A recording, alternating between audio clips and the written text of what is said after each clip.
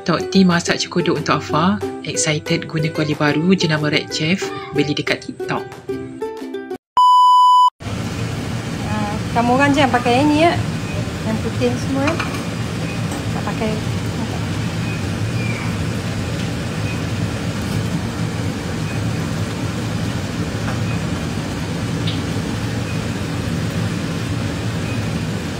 Bunyi apa tu?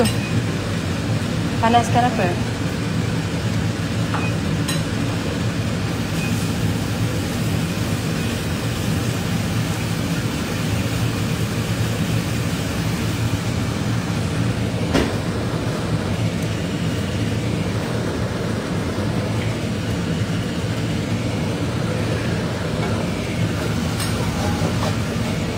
Cantiknya lah periuk ni. Allah, periuk kuali ni. Masya Allah, tak payah susah ditimbul sendiri ya. Hai, habislah saya. Macam nak beli lagi. Ni